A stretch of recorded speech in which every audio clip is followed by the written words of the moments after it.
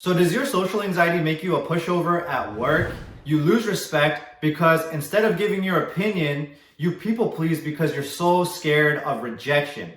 Well, in this video, I want to help you understand why you keep freezing up like that. And then by the end of the video, I'm going to give you a strategy for how to find your natural assertiveness so you can speak your mind and finally stand up for yourself. Let's go.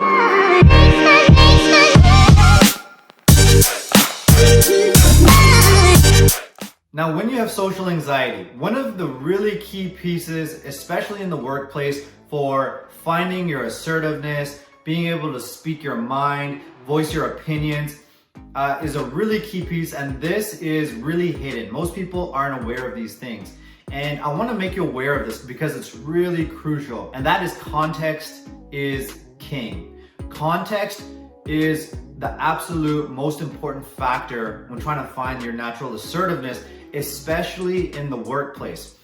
Now, I'm going to explain this a bit further. Now, when you have social anxiety, standing up for yourself because you never do it, it becomes like a dream. It becomes the most important goal that you can become so driven to reach that goal of just speaking your mind whenever you feel like it. But what happens when you do that is you lose sight of the context of the situation. And I'm gonna explain what I mean here. I'm gonna explain what I mean when I say context is king. It's gonna release so much pressure off of your shoulders.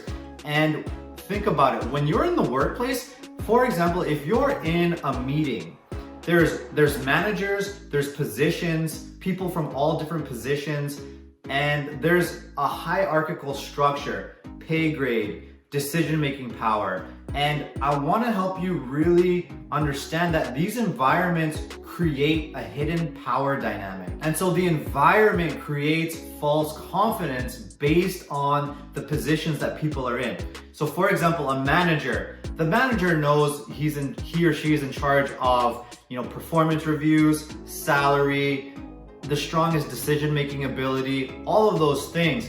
So when he wants to speak his mind, he or she wants to speak his mind, they're gonna speak their mind because there's not much of a threat in the external environment. So do you see how it's creating this power dynamic, which creates this confidence that may not necessarily be there in a different position?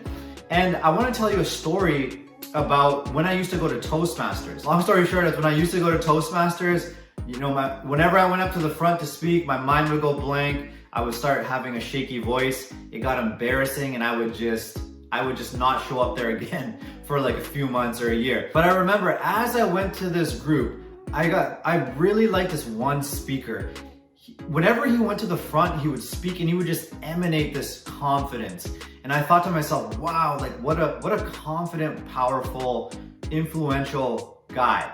And so one day I went up to him after the meeting and I wanted to just ask him, like, how do you speak so confidently? How do you just stand there so powerful and speak to the audience like that? Because I was dealing with the whole mind going blank and getting embarrassed. And so I noticed when I actually went to speak to him and have a conversation that he got extremely nervous. And he couldn't speak to me really one-on-one. He couldn't carry a conversation. And it was confusing because I was like, I thought I was the socially awkward one. I thought I was the one with no confidence. How could somebody seem so powerful up at the front of the room speaking to an audience, but one-on-one have no power at all, have no confidence at all? And that comes back to the hidden power dynamic I'm talking about. When you go up to the front of an audience, you have a mic, it creates a hidden power dynamic. It creates a dictatorship, if you will. Your energy is going out to this crowd and they're not allowed to actually speak back.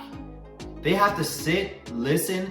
And so that is another example of how these positions, how this environment creates this power where it becomes easy to speak up and have that confidence and just voice your opinion, which is why I go back to my statement, context is king. When you're at the front, you have the mic, everybody has to sit and listen to you. Context, that's a context. When that same person comes off the stage and now he's on the level of everybody else where there's back and forth in conversation, different context. He doesn't have the same power, the same confidence.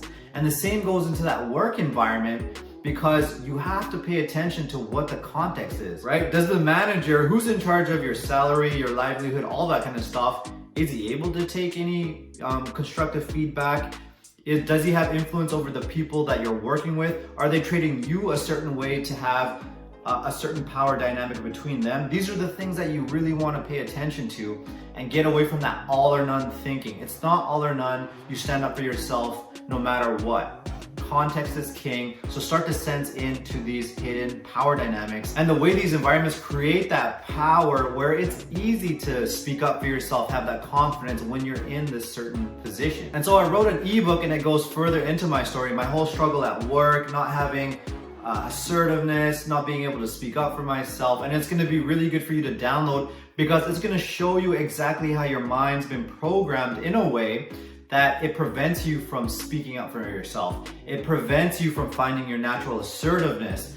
And it's gonna help you understand on a deep, intricate level why that has happened to you and what you need to do to change that programming. And so don't do what I did. Don't search for years and years and years. I didn't fix my social anxiety until I was in my 30s. So you don't have to struggle for that long. I'm not saying that if you're above 30, you don't have to fix it, but I'm saying it doesn't have to take you that long. Download the ebook, read it for free, get the clarity you need to overcome social anxiety and be fully free from it. So let's say you use your intuition, you start sensing into these hidden power dynamics, the environment's good. You can speak up, but you don't, you just keep freezing up. And it's extremely frustrating to freeze up like that when you know you have a lot of value to give. Now, what you need to do is use the concept of what I call congruence, okay? When you have social anxiety, your mind and your body will disintegrate, okay? So there will be two separate wants and desires between your mind and your body. Your body will shut down, for example, shut down, get tight, tense, anxious, panicked, but your mind will want to speak out and express yourself. So do you see how the mind and the body, they can have two separate agendas and be functioning as two separate entities? And so the way you find your natural assertiveness, you express yourself, you give your opinions, and you speak up is by integrating the mind and the body once again. The best way I can explain this is the Chinese finger trap. So when you have a Chinese finger trap, when you pull really hard to get out, it tightens up and it keeps your fingers together. Really tightens up. And this would be your mind and your body. So when the mind really wants to pull away and you're anxious, you're panicked, you're nervous, but you want to pull away and express yourself, speak, no matter what, speak your mind. What it's going to do is your body's going to tense up more, get more anxious, more panicked, and it's going to keep you locked in. Now, how do you get out of a Chinese finger trap? You go in. You go in and you see how it creates a bigger hole, a bigger space in there? That's when one of these components, your mind and your body, can remove themselves, okay? So it's no longer in that trap, okay? Now I'm gonna relate this to social anxiety, because if you stay in your mind, you wanna speak up for yourself, but your body's locking up, you're feeling tightness in the chest, butterflies in the stomach, a lump in your throat, and your muscles are tensing up, and you wanna speak, it's like you're pulling away. It's like you're pulling away and it tightens up and it makes you just freeze, okay? Now what you wanna do is you wanna keep your awareness on those areas. Keep your awareness, your focus on the lump in your throat, focus on the tightness in your chest, focus on the butterflies in your stomach and the tense stomach. Now, once you keep your focus on that tension, on that anxiety, on that panic, that will release. Because now your mind has come down into your body will let loose a little bit and free up your mind for a bit of space here to find your natural assertiveness and then speak up and express. So again, you have to reintegrate. Don't ignore the experience that's happening in the body. Lean into the body with your mind. The body will start to loosen, the anxiety will lessen, the tension, the stress, the fear will lessen, and then that's when you will have more internal resources to shift out and then speak up. But of course, the goal is long-term freedom from this social anxiety. You don't want the butterflies in the stomach and the anxiety and the stress. You don't want it to be there at all in the first place. And that should be the goal for you to have long-term freedom from. And if that's something you're interested, be sure to check out the link below. It's for free training that I made for you, and it's gonna show you how to do that. It's gonna show you how to permanently remove that anxiety, remove those butterflies, the lump in your throat, those really uncomfortable feelings for good and permanently. And so it's gonna show you the system for how we do that. So it'll be really informative for you. Be sure to check it out. And it's gonna give you a lot of clarity and some hope that you don't have to just manage this social anxiety. You can be fully free from it. You can have a full recovery and never look back. And if you need some more support with this, you can join my private Facebook group. I'll link it below the video. It's there with the free training. And you can come in, connect with people who are there for the sole purpose of a full recovery from social anxiety.